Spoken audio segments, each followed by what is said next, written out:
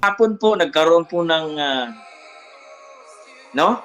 Press conference po mga idol sa bansang Japan at sa ating pambato na si Marlon The Nightmare Tapalis ang nag-iisang kampiyon po natin ngayon mga idol. Bagamat hindi po sinasabi natin na hindi po talaga solido, no?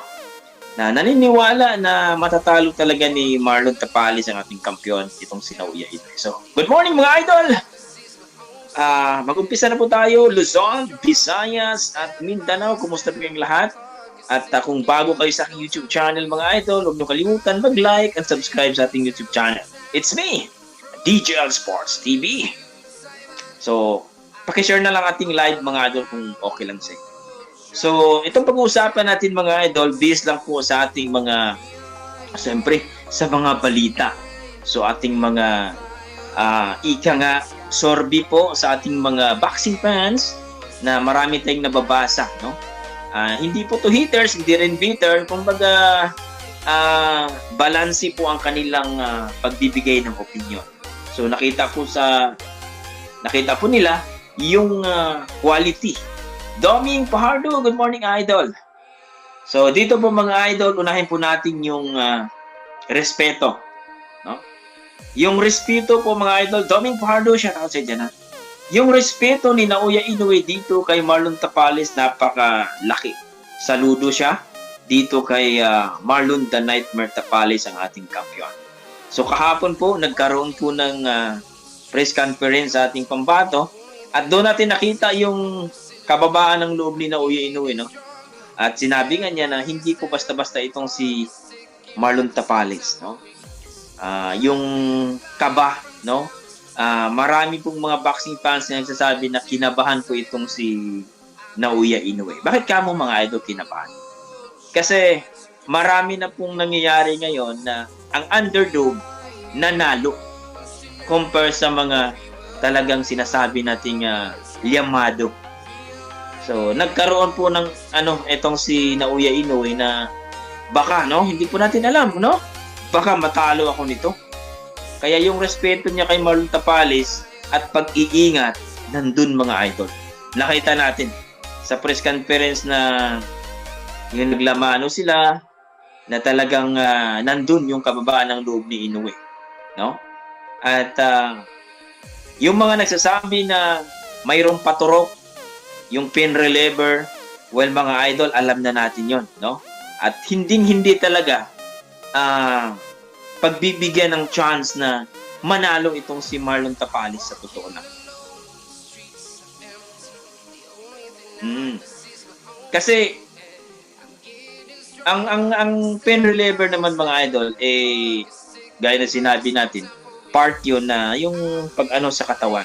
Pero siguro sa bansang Japan yan inaalaw yan, no? Mayroong doktor yan. Mayroong doktor yan. Jonathan Ariola, shout out sa dyan. Natural lang yun mga idol. Natural lang yun na magkaroon talaga ng pen reliever. Kasi nga, kung titingnan mo mga idol, yung mga ito comparing po ito sa mga nakita natin na tawag dito, yung sparring, no?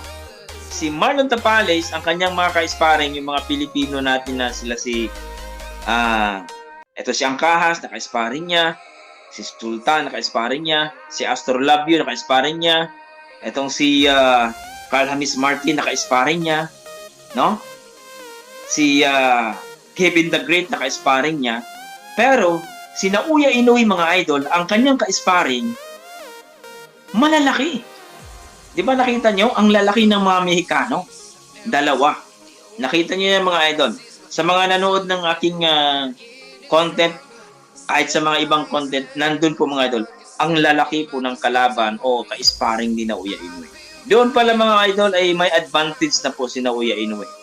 Kumbaga, kung nakita yung pasa ni Naoya Inoue dito sa mukha dito, normal po yun mga idol na magkakaroon talaga ng pasa at nabugbog o siyempre, kasi sinasanay yung katawan ni Naoya Inoue na pag matikman niya yung suntok ni Tapalis, ang ating champion, magkakaroon po talaga ng parang wala lang. No? Pero, gaya ng sinabi natin mga idol, wais si Naoya Inoue, lalong-lalo na ang kanyang kampo, lalong-lalo na nasa bansang Japan, hiniheld po ito, no? Ang binyo. Totoo po yung idol na Jonathan Ariola, always daw may daya si Inoue. Na tuwing may laban, anong masasabi mo, Lods? Well, para sa akin, idol, no, natural lang po talaga na mayroong mga ganun, no? Ano yon, yung iniisip kasi nila, nangyayari kasi mga idol, unang-una po talaga, bakit kamo sinasabi nila yun, Jonathan Ariola, idol?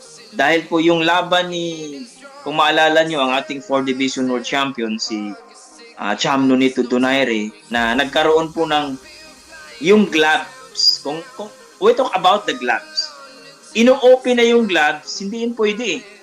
Dapat nakasilyado yung gloves before darating yung mga ano. Pagdating na nila lahat doon na bubuksan. So nagkaroon sila ng problema doon. Tapos yung parang yung pag-hand wrap doon po, yung pag-hand wrap. So yung mga boxing fans natin, doon sila humuhugot, doon sila nakakita ng, uy,